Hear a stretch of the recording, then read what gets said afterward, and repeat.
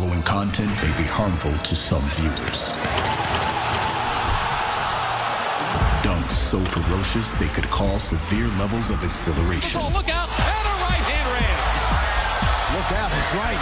Here I come, try to stop me now. Vicious throwdowns that may raise the hair on your neck. Slam dunk. Oh, boy, Nolan Smith right down the gut. Send shockwaves through your couch. And a monster dunk. And blow your television speakers. Oh, alley-oop, yes, sir. Proceed with caution. Still here? Welcome to Papa John's Dunks of the Year, the comprehensive show for all things dunk-worthy this year in college basketball and beyond. Over the next hour, you will see the season's most menacing highlights and the players that delivered them, the one-hit wonders, the overnight sensations, even a Naismith candidate. Only one rule applies. If it doesn't rattle the rim, it doesn't matter. And of course, we'll familiarize you with the candidates for the Papa John's Dunk of the Year, as voted on by you, the fan. Over the past 8 weeks, thousands of college basketball fanatics uploaded, nominated, and voted for the Papa John's Dunk of the Year via the Facebook fan page. The votes have been tallied, and the time has finally come to reveal your winner. But first, to understand the present, we must study the past. Let's take a trip down memory lane with a lesson in aerial evolution, with the history of the dunk. Nowhere in James Naismith's original rules of basketball is there a mention of what is considered today the game's most defining feature, the slam dunk. Look at this play. Basketball's greatest innovator could never have imagined the significance that one breathtaking, awe-inspiring play would have on his sport. It took more than 60 years for the dunk to truly make its mark. But before the dunk could even take off, college basketball officials decided the above-the-rim style of play was far too advantageous for some, and deemed the shot illegal.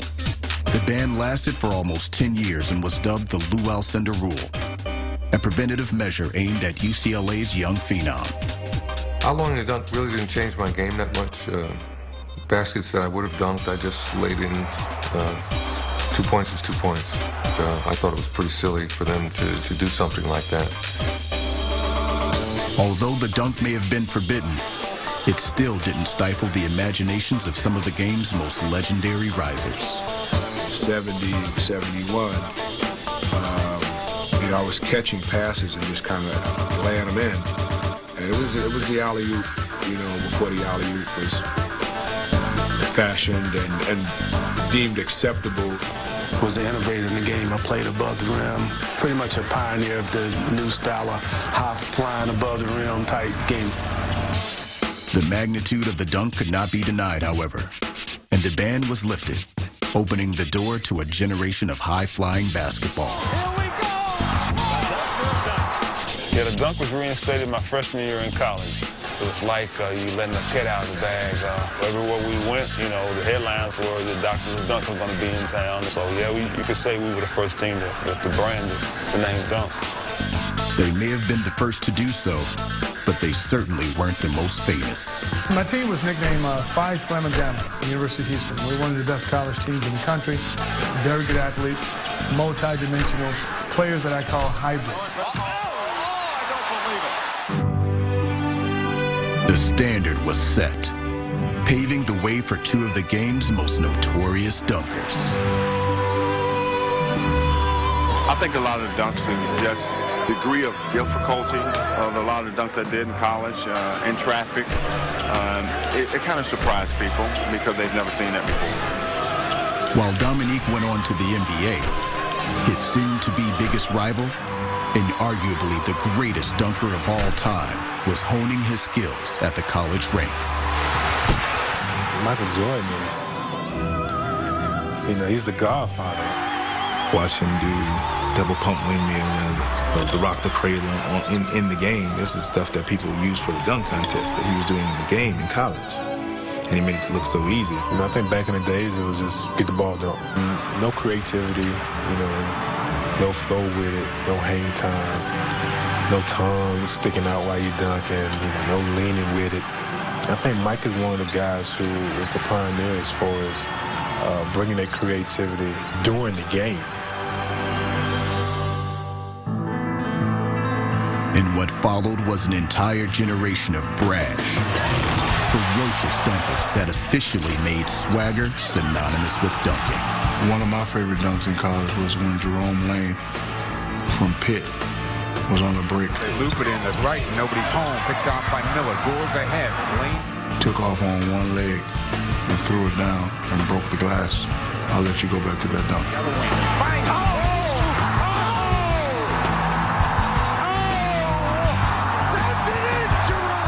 I'm obviously biased because I was a part of it, but that has to be the best dunk that's ever lived. Not only does Jerome dunk the basketball, the backboard shatters on a player that attempts to take a charge while he shatters the backboard. And the crowd going crazy. One of the biggest roar I ever heard at Pitt for breaking the backboard. We had some tremendous athletes on those teams as well. We felt good about our generation. We probably were ahead of our time, but in today's game, we would be a bit antiquated, probably. I was always one of those guys who I wanted to just change the game. When you see Vince dunk, you're like a little kid. Not too many people can bring that type of excitement to have not only kids, but grown men jump out their seats. As the game shifted into the new millennium, the next generation of dunkers exhibited flashes of those who threw down before them, but continue on today with a style and athleticism unmatched. Beyond the realm of anything Dr. Naismith could have ever dreamt up. Coming up on Papa John's Dunks of the Year, he's got the most hops in North Carolina, but he doesn't reside on Tobacco Road. And thousands of college hoop fans weighed in, and the endorsements rang in from basketball's elite. Hey, ball fans, this is Scotty Hobson. One of my dunks from our home win over South Carolina is up for the CBS Dunk of the Year. Vote for me. Thanks, ball fans. I think Terrence Jones is deserving of being a finalist for Dunks of the Year. And the Big Blue Nation is going to vote for him. But first, before we disclose the winner, the experts debate the 8 finalists. Welcome back to Papa John's Dunks of the Year. What ingredients make up the perfect dunk? It's all about being better than the competition. It comes down to quality, execution, and style. Our experts weigh in on the final 8. The debate is on for the Papa John's Dunk of the Year.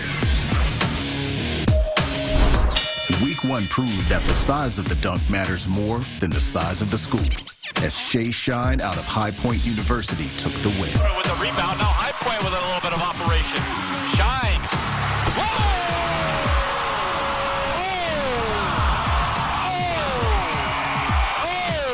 Boy, will there be some buzzing about that one. Great play by Shine down the floor right there. I always dunk like that. Like my one hand, like that's my signature. And I always have the ball back that far for some reason. It's just a habit. And Shay Shine's a little guy playing at a little school. But you watch that dunk, and if it had been a guy at Duke or if it's a guy at High Point, it doesn't matter where it is. That's a dunk that you watch and you stand up and you say, wow, did I just see that? Shine! Missouri State's Jermaine Mallett took week 2 with a tomahawk dunk against Central Kansas. Oh, Mallett, baseline drive for a facial. He throws it down. Jermaine gets the ball on the left baseline and then gets to where he's going to slam it on somebody. The defender stands there to take a charge rather than tries to block it. And I think you have to discount points for that. It's great to go over somebody. I love that part. But it's better when the other guy's actually trying to block you.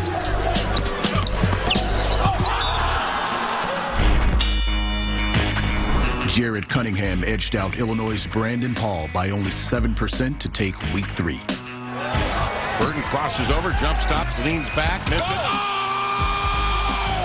Cunningham kisses the the sky! I will remember the night that it happened, and it started going around, people tweeting it at each other, emailing it to each other. I always love the follow-up, the temp dunk. Oftentimes, follow-up dunks, you don't really get to catch it cleanly. That's the other. He caught that clean. You know, that was almost as if he caught an alley-oop, which, again, makes it even more impressive. Well, what Jared has in his dunk that I think the other guys might not have as much, it's the time and place in the atmosphere. I mean, not only was it a spectacular athletic dunk, I mean, one of the best tip dunks I've ever seen, but it came in a game that was really important to us. He's got my vote. Kisses the sky with a tip jam!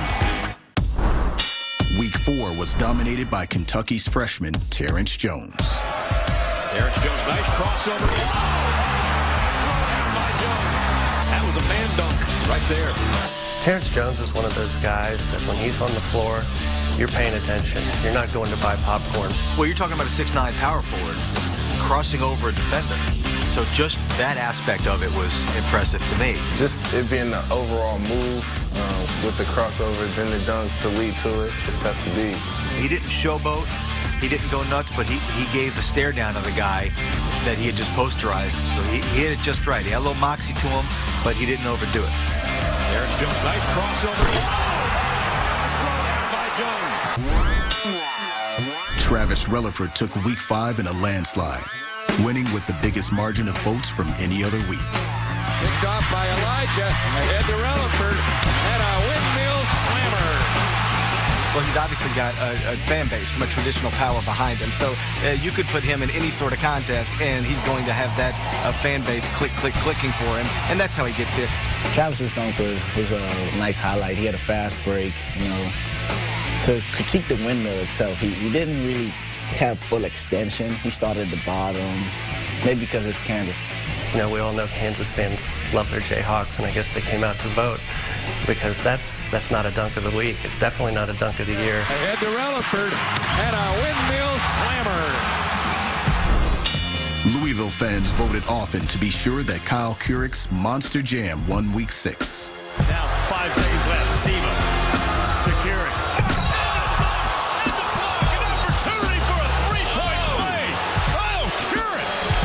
Kyle Kurick's dunk, Martin didn't try to block it, but he stood there and tried to take the charge. It ends up being called a block. He got hit with a tee.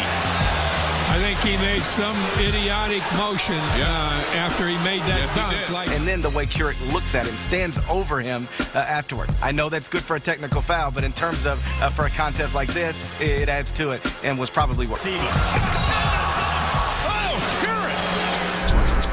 Just over half the vote of Week 7 went to Indiana's Will Sheehy.